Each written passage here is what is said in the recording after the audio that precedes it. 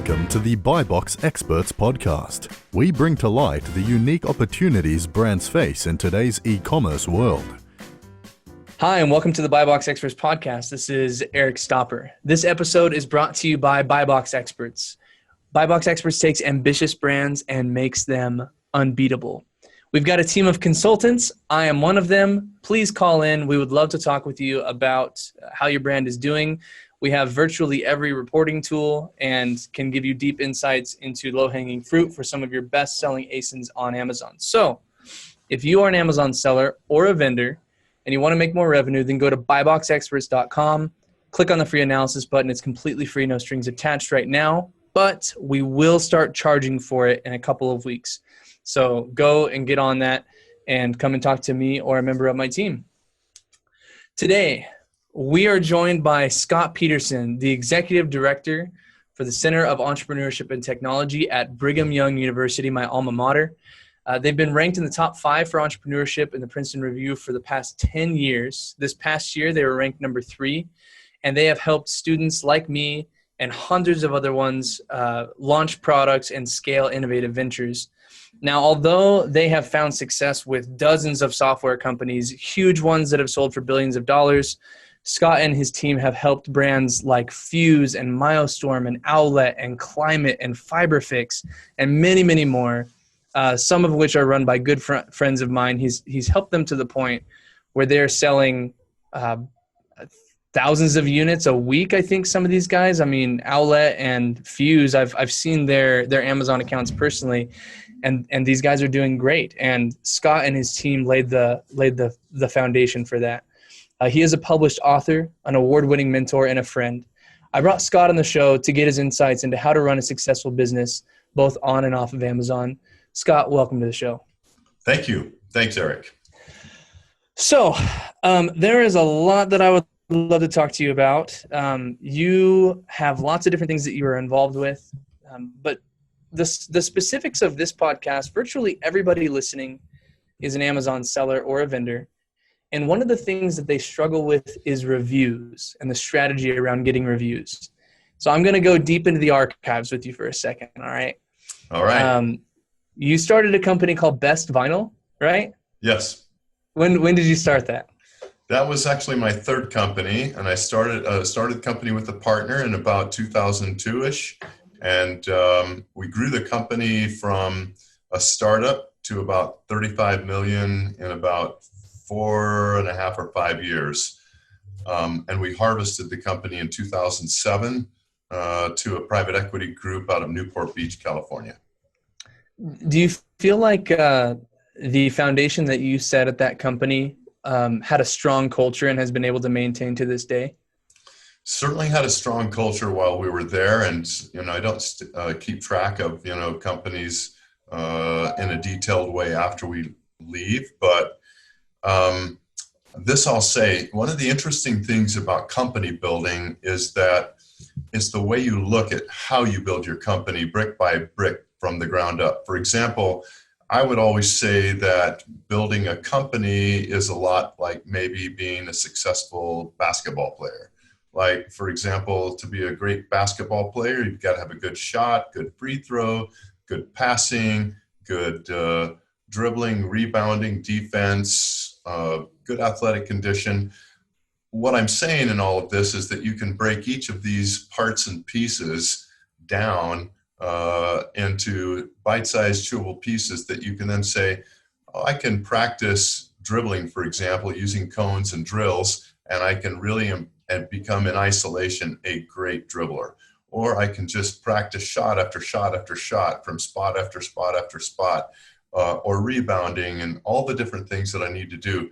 Well, the same is true of business, only this time it's sales and marketing and branding. And in the case of Best Vinyl, it was fabrication and installation, customer service, administration, finance, legal, all kinds of different things. And we could look at each one of those independently and say, we're going to be a juggernaut in every one of those. So if you were to evaluate a sales pitch, for example, from a Best Vinyl representative versus its competitors, it would be just greatly different, so that customers would not see just modest differences, but great differences. And then it would help them to say, I'm going to choose these professional people because they have really taught me, the value that they provide. So that's what I would do. That's a great backdrop. So breaking down your business into its little component pieces and just hitting them a piece at a time, becoming an expert in website design, setting up a good website, setting up a good distribution network. These are things that you would tackle just one piece at a time. Yeah, one piece at a time. And for example, when you think about Amazon customers, I'm thinking about, well, product development is top of mind, because if I have a fantastic product, then people are going to talk about my product.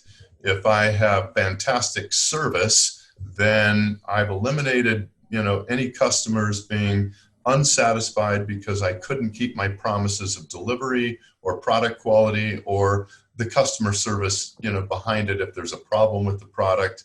But again, it starts with product, and then you're right, branding and marketing. And marketing goes into many different layers, as you know, because it's not about just having a good website. Then it's about having good, PPC, having good SEO and SEM, and really being able to distinguish yourself from the noise that is out there with all their competitors. They have to separate themselves, differentiate themselves, and it can't be generally a little bit. It's got to be meaningful or material, or they won't be able to charge what they want to charge. They won't be able to get the perceived value.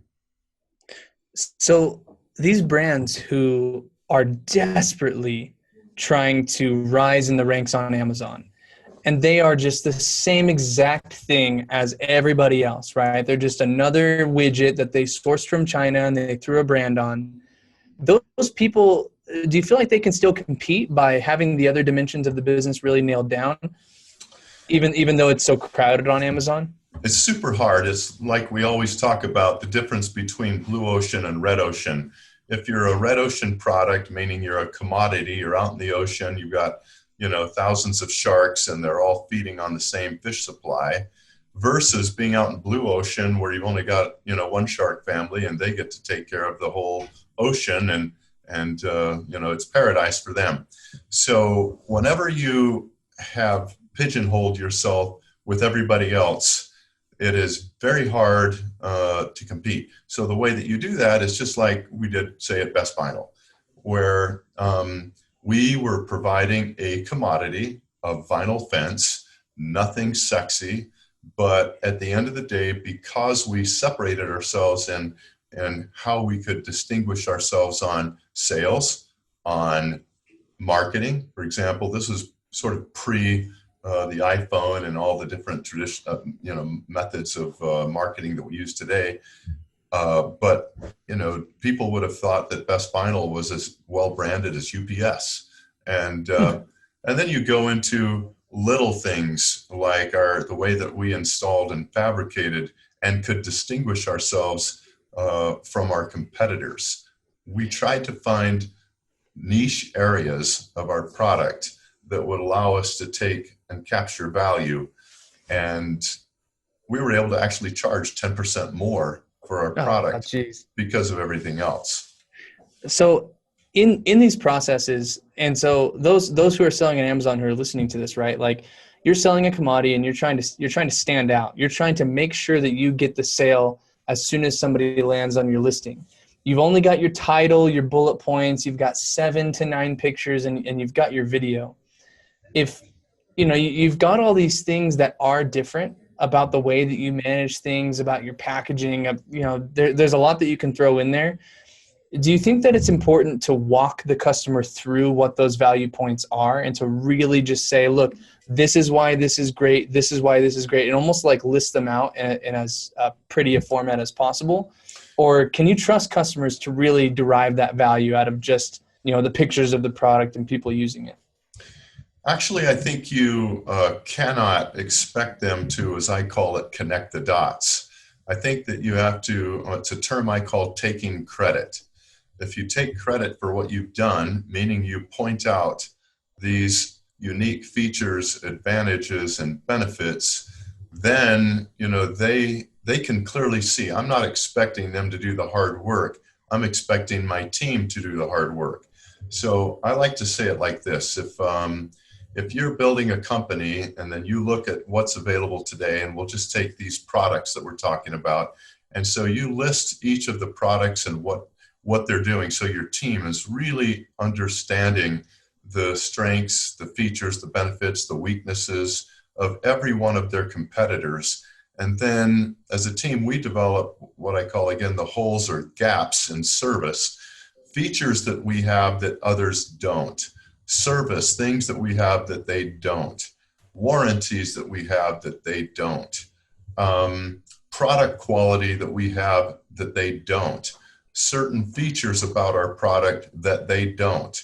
So what I'm trying to do is capture value that distinguishes ourselves from competitors, when even though if you were just to look at the product side by side, wouldn't look like there's too much of a difference. But to a discerning eye and with education, you can point out that indeed there are differences. And I think you have to learn how to not only take advantage of the one or two or three distinguishing characteristics that make your product unique, but also what I call in the selling process, learning how to make mountains out of molehills. In other words, it's not that big of a difference, but it's a difference. But the way that you pitch it with using sharp angles, you're able to make it look even more valuable than perhaps it really is. But you still have to rest it on actual reality that your Sure. product has got one or two or three things that really do make it stand out. Yeah, I'm reminded of the original the snake oil salesman of the past couple of centuries. Is all fluff, right? They're selling something that is not good, but they're really good at it. I call that the emperor with no clothes. if you're selling in if you're selling in this red ocean and you're not using all of the tools possible to help guide your customers through their buying process, then what are you doing, right? Like you didn't learn from Sylvester McMonkey McBean, right, in the Sneetch's book, and you're just in the ether, right? And nobody's going to pay attention to you. Yeah, I always call it the law of the jungle, the law of the harvest, the survival of the fittest, the law of natural selection. So if you are not distinguishing yourself in the way that I've been talking about, then you set yourself up for failure, because it's competitive out there, and people are getting up every morning, wanting to eat your lunch.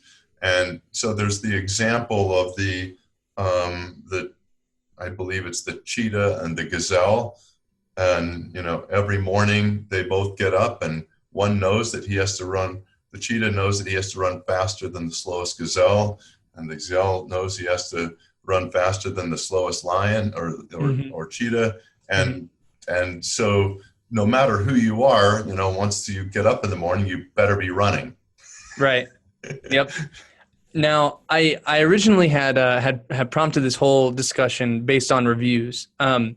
I went to the Best Vinyl website, and you're not involved with the business. Let's be really clear about that. But I want to talk about a theory of review response and customer service with you from the perspective of how Best Vinyl is managing their customer interaction. So to put this in context, there was a customer that came in, and they wrote this super long, horrible review, 1 star, and just dogging on the cut. Like they called out the person by first and last name that dealt with them. They were just saying all these horrible things that happened. So, and for Amazon sellers, you're probably aware of the fact that when somebody leaves a negative review and you respond to it, the odds of them actually reading your response are essentially zero. They don't care. They left you with that review, and it's a tag that you're going to wear for the rest of your time selling on Amazon. And typically I'll see like, oh, we're sorry that you had a bad experience, like please reach out to us at this email, and they never reach out, right? So that was a waste. You used that review and you wasted it. Here's what Best Vinyl did, okay? And Scott, this is totally raw to you. You've never heard this before, but Best Vinyl Fence and Deck responded to this review and said, just a couple of additional facts to help all who read this review understand the rest of the story. Ben, not Brad, spoke with the homeowner and never said we couldn't do the job. Instead, a refund was requested and we processed it the same day. It then goes on and it says, on 4/9, the agreement was signed. On 4/28, there was a caveat added to the agreement. 4/24, this, and it goes on and on and addresses every concern in the review. And as I was reading that, I realized this person on the customer service team at Best Vinyl, they took a really, really negative experience and they spun it. And I'm now looking more at this response than I am at the original review because they were very meticulous about it. Scott, the question for you is, first of all, is this a company culture thing? Did you institute this kind of thing? And the second is this how review response should be done? Should it be more of a conversation with the customer who's going to read the bad review? Yes, and there's a couple caveats onto that too. It's true, and we all know this, that I always say that the customer isn't always right, but the customer is always still the customer. And so even though it's possible to have the same fence experience, and in the case of Amazon sellers, you'll have one reviewer that gives you a 5 and one reviewer that gives you a 1, and essentially you did exactly the same thing. Well, one of the things that I instituted from the beginning of the company, we started with a list that was probably about maybe a half of a page of different things that we would run through with our customers to make sure that we didn't have misunderstandings. And over the years, every time we had a misunderstanding, we would write down and develop processes that were designed to overcome those challenges before they ever started. So by the time that we sold the business, we had like 3 pages of small fine print that we walked all of our customers through to make sure that they understood exactly what they were agreeing to and what we were agreeing to. And then we set up a whole review system. We, every time we had a project that we didn't get, a 5 on, we would go out to find out what we missed in their minds, because in our minds, our processes were so tight that it was really hard. It's really hard for someone to honestly say that we didn't do this because we had all of it documented. But I like the fact that even now, more than 10 years later, 13 years after the sale, we have them following these processes that we instituted from the beginning of the company and perfected by the, or certainly got to a very refined place by the time we had sold the business. And they followed exactly what our playbook called for, to document every step of the way: phone calls, recorded phone calls, actual, verifiable practices and events as they actually took place. Because working with consumers can be tricky, and you just emotional, and people, they see the world sometimes through rose-colored glasses. As businesses, we have to make sure that we really do have repeatable best practices that ensure that we are creating raving fans, people that will talk about us in a positive light. And to your point, whenever they look online and see a review like that, they're actually going to penalize the customer and praise the company, because they can see that the company really did look after the best interest. Right. They have their processes in order. So in actual practice, right, what you're kind of talking about, it almost sounds like expectation setting is like running defense for selling to the wrong customers.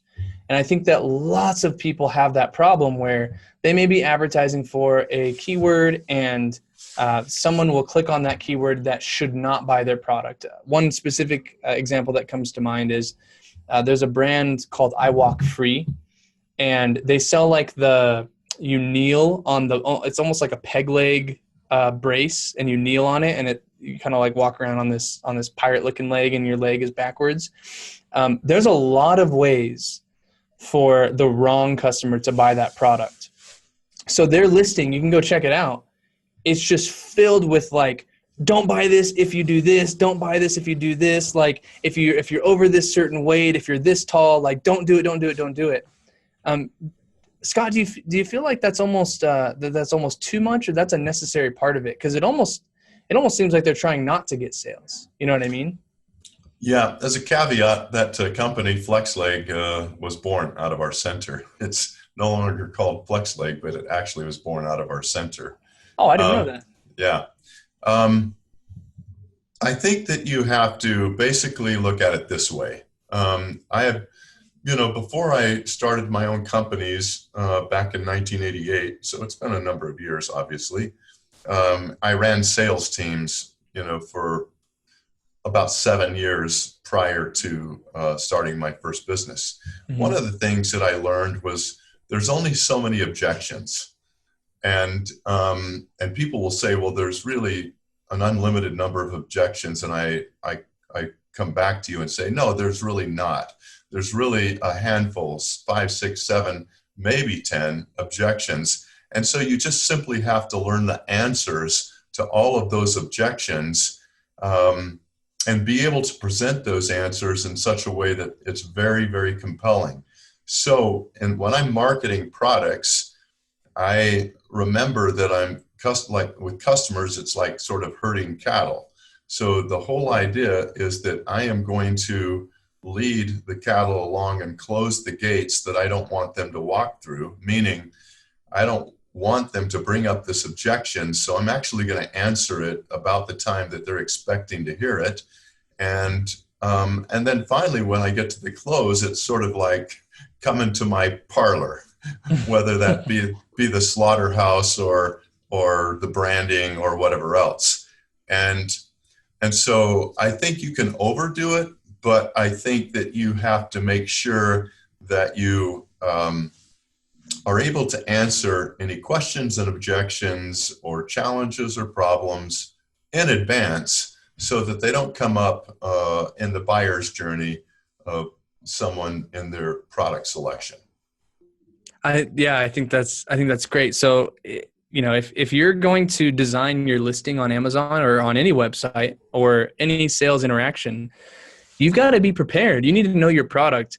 For those VPs of marketing out there who haven't interviewed their CEOs and their top salespeople as to what they talk about with customers face to face, what are you doing?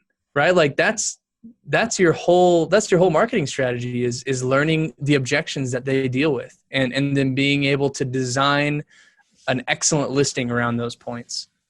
Scott, a good part of the listeners who are on this podcast, they're looking to get into the Amazon marketplace, but they need an idea. They need a product. Now, for those of you who don't know, and you can look this up, me and Scott were actually on a magazine together at one point. It was really fun. We started this nanotechnology business. We did a ton of validation for this business, but I was hoping that you can help the listeners understand kind of the best practices when validating a new product before ordering in mass quantities. Just kind of a quick run through of lean startup methodology. Yeah, so in a quick run through, number one, I always want to know who my competitors are. There's the old saying that you're going to stay close to your friends and closer to your enemies. So you truly want to understand the competition, their feature, advantages, benefits. You don't want to take them for granted. You don't want to appreciate them. You don't want to over appreciate them, but you want to make sure that you have a balanced view of your competitors. And then developing, when I think about product ideas, I always think about, the process of sort of like ideation. And so I start with, well, what is a big problem? And then I say, all right, let's get my team, because usually products are born in teams. And we go into our war room and we have our whiteboards and we are listing and brainstorming and throwing up every single product idea that we've got, or every feature, every advantage, every benefit. And then we're thinking about innovation, because we're thinking about bringing into existence something that hasn't yet existed before.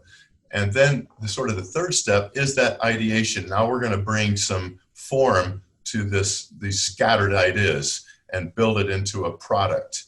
And then we're going to iterate, that's in step 4, on that product. So you can see it going from a wide funnel to a narrow, finished product that's gone through numerous iterations.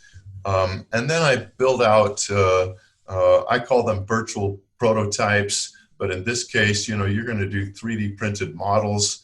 You're going to take them out to customers. You're going to point out the features, the advantages and benefits. In fact, I always walk them through these holes or gaps, and I'll say, Mr. Customer, today you're able to do this, and this is the value that you're getting today. But tomorrow you're going to be able to do this. And the advantage of doing this improved process over this that you're currently doing is this.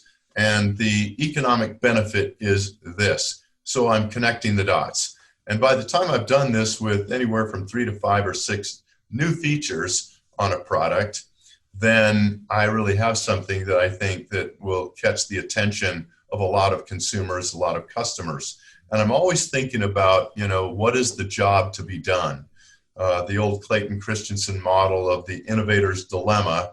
And basically what that says is I'm 61 years old. So I always ask people, they never know what age I am, but I ask them how they think I consumed music when I was a junior high schooler. And they'll say, oh, probably Apple iPod or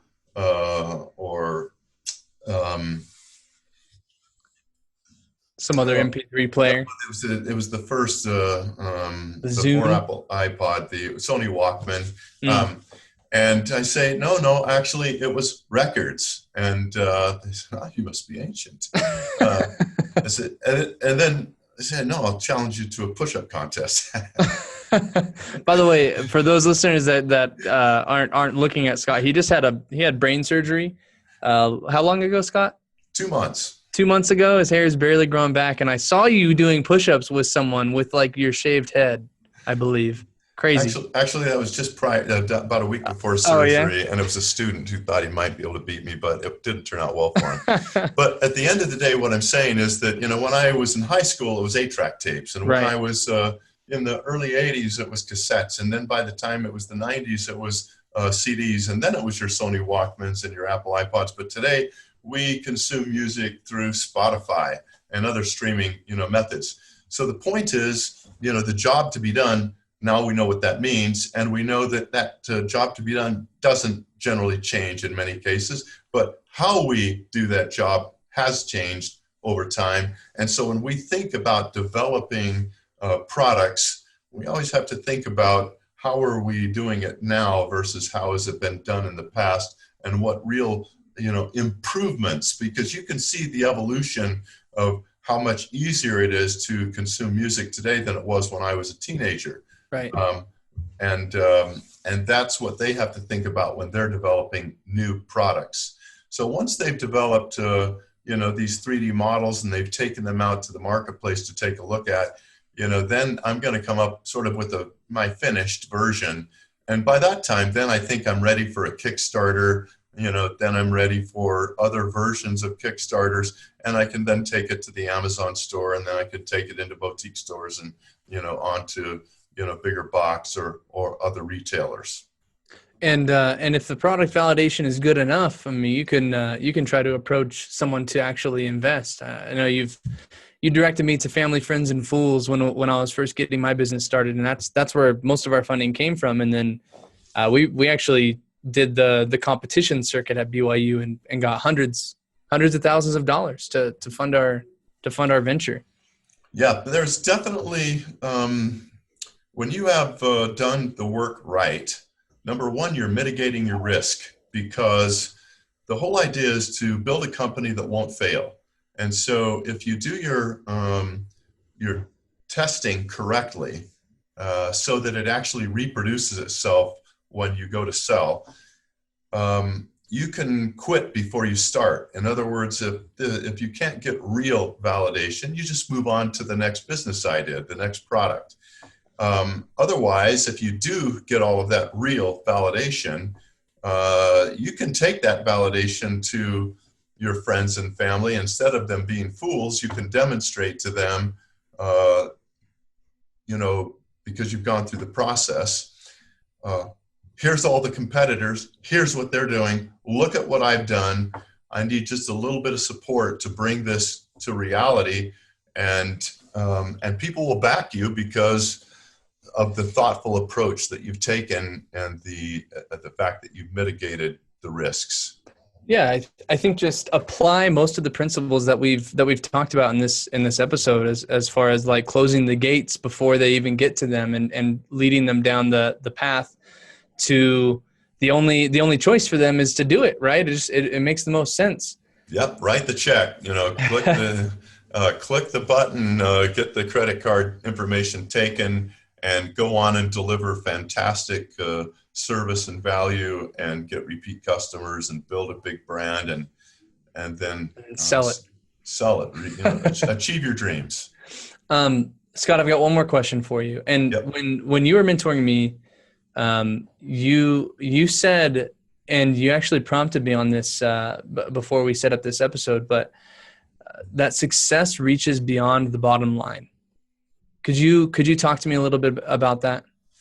I can. In fact, I remember one of my old mentors. I had sold my first business, so it wasn't like I was a novice.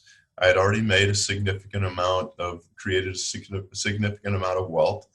And I actually started to contribute to an organization that provided microloans and business mentoring and training to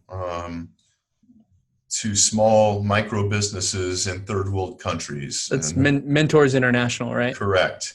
And the founder of the company, Menlo Smith, who today is in his 90s and still vigorous and healthy, he said, "Scott, we're not trying to make knaves richer knaves," meaning that we're not trying to take people without character and make them wealthy. He said, "We want to take people who have character and make them wealthy, because they'll know what to do with it."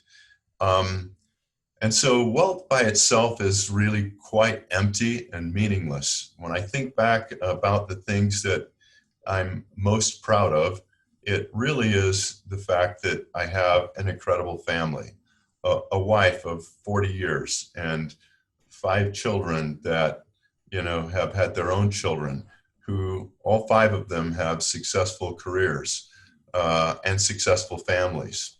And they all value character. They all value integrity. They all value hard work. They all value their faith. And then moving past that, it's not just about, what we can consume.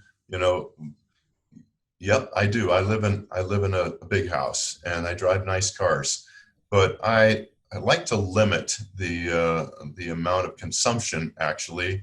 And I've invested and I put my money where my mouth is, so to speak, by the past 20 years, giving hundreds and hundreds of thousands of dollars to these micro companies, and then helping the rising generation. So as you might imagine, I don't make very much money, and I didn't come here for money to Brigham Young University. I came here to give back to the rising generation. I want to make them successful, but I want to make them successful in the right way, so that when they do become successful, that they haven't sacrificed their family, and they haven't sacrificed their faith. They haven't sacrificed, giving back to society. And by doing that, I think we build something that's sustainable. And I think that's something that a lot of non-entrepreneurs don't realize, is that most of the people that I know that are successful desperately want to help others who aren't, and to figure out ways to do it that are correct. Just handing people money never works out very well, because believe me, I've tried it, and it doesn't usually provide very much long-term benefit. But what does create long-term benefit is teaching individuals how they can be successful on their own.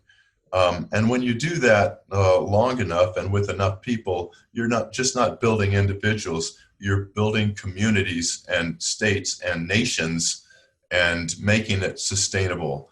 So that's my end goal. That's the end to which we started the global business model competition. It's the end to which, I'm working with hundreds and hundreds of entrepreneurs, young aspiring entrepreneurs here at Brigham Young and elsewhere in the community, and giving back really in every way that I'm capable of to help others achieve their own dreams, because it's hollow when you're winning alone. So my advice is don't get caught up in the dollar, and don't get caught up in thinking that when you do become successful that you're better than anyone else, because frankly, you're not. If you are born, I'll just use the term mentally handicapped, is it your fault? And I obviously say, of course it isn't. And then if you're born Einstein, is it your fault? I say, no, I don't think so. So the giver of the gifts, is God himself. And so it's pretty arrogant to draw too much attention to ourselves. Instead, just do everything we can with the gifts that we were given and help everybody else along the way. And we can have a much better society than the one that I see in front of me. Thank you for that, Scott. A lot of you listening are going to make a lot of money. It's going to happen. You live in a world of opportunity, and especially on Amazon, there is no, so far I haven't been able to find a ceiling for most of the brands that we work with, and they're already making a whole bunch of money, and their investors are happy, and their CEO is getting paid a lot of money. Stay true, right, and make sure that you know your why. If you want to check out what BYU is doing, go to miller.byu.edu to check out some of their competition series.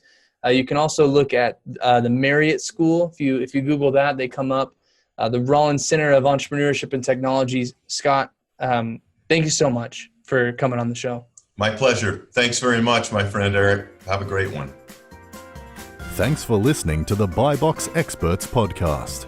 Be sure to click subscribe, check us out on the web, and we'll see you next time.